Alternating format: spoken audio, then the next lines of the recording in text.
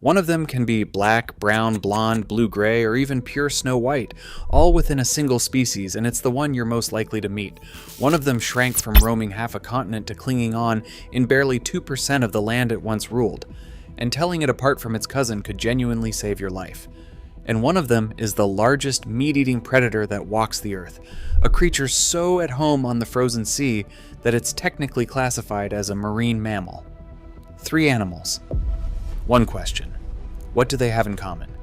They are the 3 bear species of North America, and by the time we're done, you'll be able to tell every one of them apart at a glance and know exactly why getting it right matters so much. Here's a fact that surprises almost everyone. For all the endless wilderness on this continent, North America has only 3 species of bear. Just 3. But those 3 are wrapped in more confusion than almost any other group of animals on the continent because one of them wears half a dozen different colors. 2 of them are constantly and dangerously mistaken for each other, and the stakes of that mistake can be deadly serious. So we're going to go through all 3, the black bear, the grizzly, and the polar bear, explaining what each one is, where it lives, how it survives, and how it behaves. And running through the whole thing, we'll build the single most important skill of all: how to actually tell them apart in the real world at a distance when it counts. Let's begin with the one rule that changes everything. You cannot identify a bear by its color. This is the mistake nearly everyone makes, and it's worth burning into your memory before we go a single step further. People naturally assume that black bears are always black and brown bears are always brown.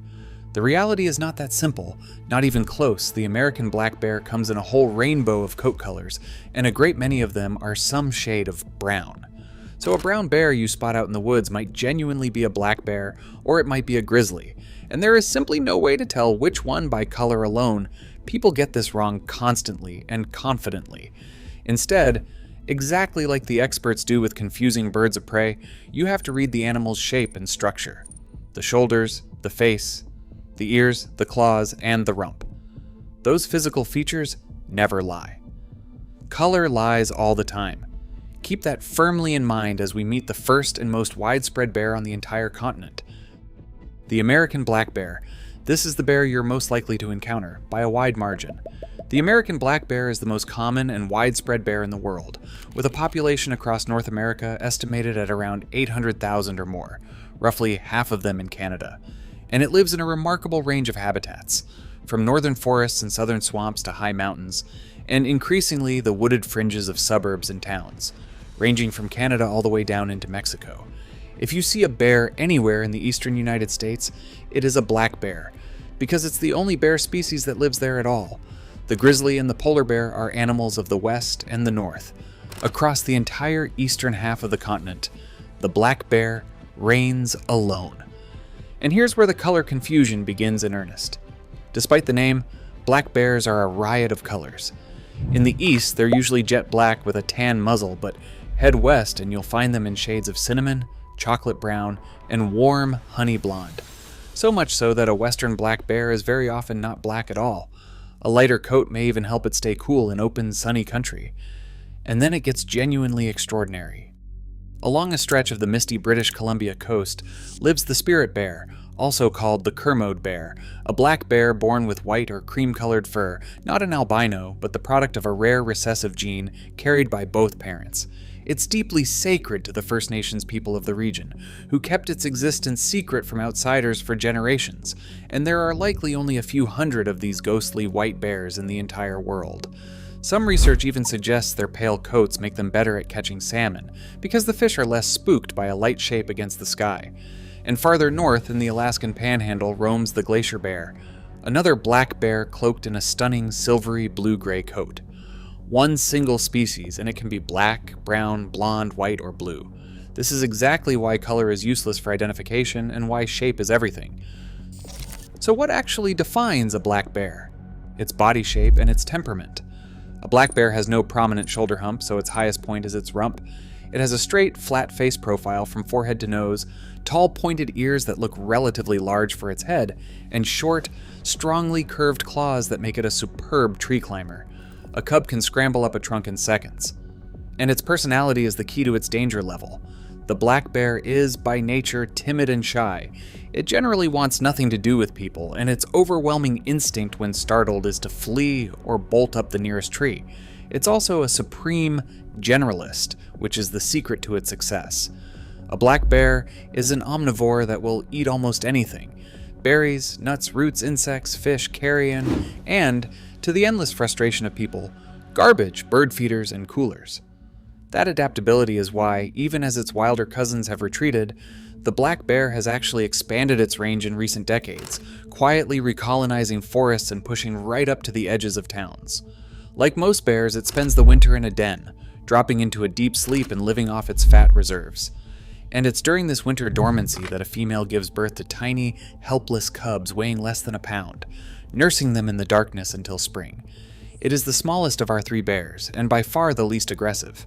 Now we come to its far more formidable cousin and the single most important identification in this entire video. The brown bear, also known as the grizzly. Here is the animal people fear, and the one they most need to identify correctly. The brown bear and the grizzly bear are the same species, and the grizzly is simply the name for the brown bears that live inland across the mountains and plains of the interior, where their diet is leaner and they stay relatively smaller. The giant brown bears of the coast are the very same animal, grown enormous on a summer glut of protein-rich salmon. The name grizzly, by the way, refers to the grizzled, silver-frosted tips of its fur, not to the word grizzly. And the largest of them all, the Kodiak bear of Alaska's Kodiak Island, is a coastal brown bear that can weigh well over 1,000 pounds and stands among the very biggest land predators on Earth, rivaling even the polar bear for the title. The grizzly's story on this continent is a tragedy of vanishing. It once ranged across nearly the entire American West, from the Pacific coast to the Great Plains and down into Mexico. An estimated 50,000 of them roamed the lower 48, following the bison herds out onto the prairie. Then came the settlers, the rifles, and the poison, and the grizzly was systematically wiped out of region after region. Today, in the contiguous United States, it survives on barely 2% of its former range, in a handful of strongholds like the Greater Yellowstone and glacier ecosystems, protected as a threatened species with only around 2,000 animals hanging on, roughly 1,000 of them around Yellowstone alone. Its future is the subject of fierce, ongoing debate. As recently as 2025, federal wildlife officials once again rejected petitions to strip away its protections, ruling the grizzly still needs them, even as several western states argue the bear has fully recovered. Farther north, in Alaska and across Canada, grizzlies remain far healthier, with tens of thousands still roaming the wild country. That famous shoulder hump isn't fat, it's a dense mass of muscle powering the front legs, and it turns the grizzly into a living excavator, able to dig out ground squirrels, roots, and dens, and to turn over rocks and rip apart logs with astonishing strength. Like the black bear, it's an omnivore, and much of its diet is surprisingly humble. Grasses, roots, berries, insects, and where it can get them, spawning salmon and the occasional large mammal. Grizzlies den and sleep through the winter too, with females giving birth to cubs in the depths of that winter sleep. But unlike the shy black bear, the grizzly is bold and when it feels threatened, formidably defensive. It doesn't climb trees well as a heavy adult, so it never evolved the instinct to flee upward from danger.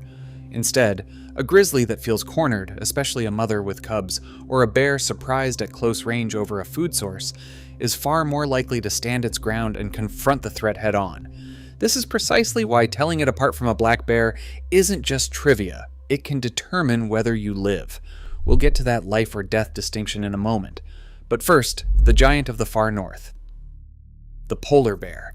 At the top of the world and the top of this list stands the largest and most powerful of them all. The polar bear is the biggest bear on Earth and the largest land-based carnivore alive on the planet today, with a big male capable of weighing far more than half a ton and standing over 10 feet tall when reared up on its hind legs. And it is unlike any other bear in almost every conceivable way, so completely adapted to a life spent hunting on the frozen ocean that it is officially classified not as a land animal, but as a marine mammal, the only bear on Earth that carries that designation. Everything about it is engineered for the Arctic.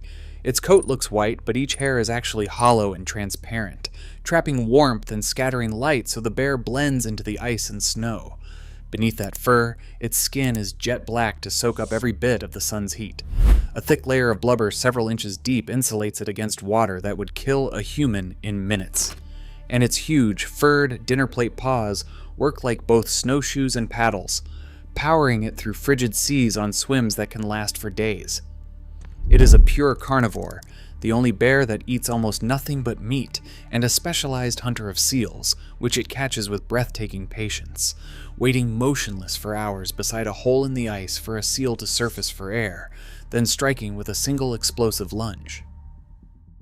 There are roughly 26,000 polar bears in the world, split into around 20 subpopulations scattered across the top of the globe, with about 2/3 of them in Canada and a few thousand more in Alaska.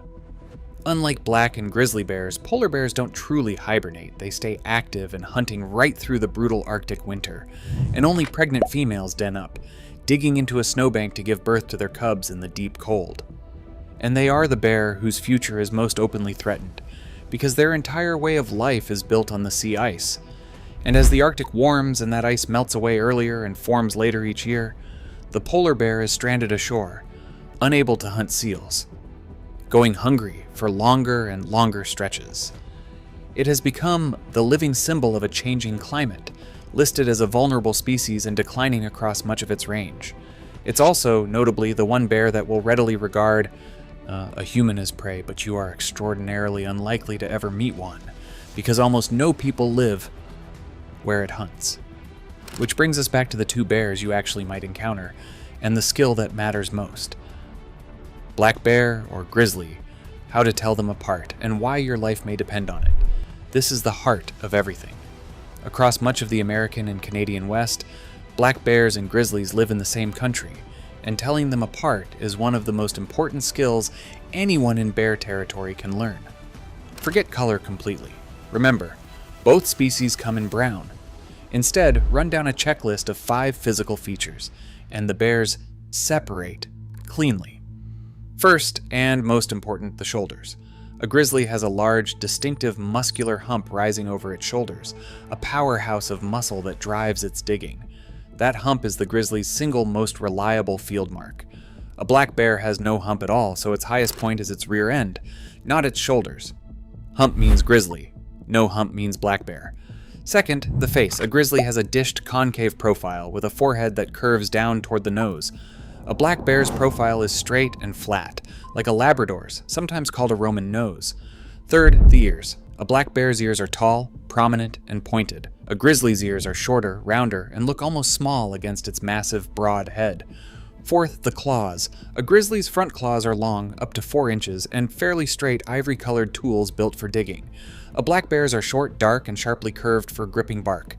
And fifth, the rump. On a grizzly, the rump sits lower than the towering shoulder hump. On a black bear, the rump is the highest point of the whole body. There are backup clues too, if you ever find sign rather than the animal itself. A grizzly's front track shows those long claw marks well ahead of the toes, and its toes sit in a fairly straight line. A black bear's claw marks fall close to the toes, which are more curved in arrangement, and while size feels like it should help, be careful. A big male black bear can easily outweigh a small female grizzly, so size alone will fool you. That's exactly why you read the structure, not the scale. Hump, face, ears, claws, rump. Master those 5 and you can name any bear in the West, even when it's uniformly, confusingly brown. Now, why does it truly matter? Because the recommended response to a bear attack is completely different for each species, and getting it wrong can be fatal. In the rare event of an attack, if a grizzly is charging you defensively because you surprised it or got too near its cubs or its food, the advice is to play dead. Drop to the ground, protect your neck, and stay still, convincing the bear you're no longer a threat so it breaks off. But you must never play dead with a black bear. If a black bear actually presses an attack, you fight back with everything you have. Shout, hit it, kick it, aim for the face and eyes, because a black bear that's genuinely attacking a person may be doing so as a predator, treating you as food. Play dead for the wrong bear, or fight the wrong bear, and you can turn a survivable encounter into a lethal one. That single fork in the road, play dead for a grizzly, fight back against a black bear, is why this identification is the most consequential piece of wildlife knowledge on this entire list. It's also worth saying plainly that both outcomes are extraordinarily rare. Attacks of any kind are vanishingly uncommon, and the vast majority of bear encounters end with the bear simply leaving. So let's lock it all in. Here is your complete field guide to the bears of North America, the system you'll actually use. First, forget the animal's color entirely, because a black bear can be brown, blonde, white, or blue, and a grizzly is brown too. Color will only lead you astray. Second, use geography as a starting clue.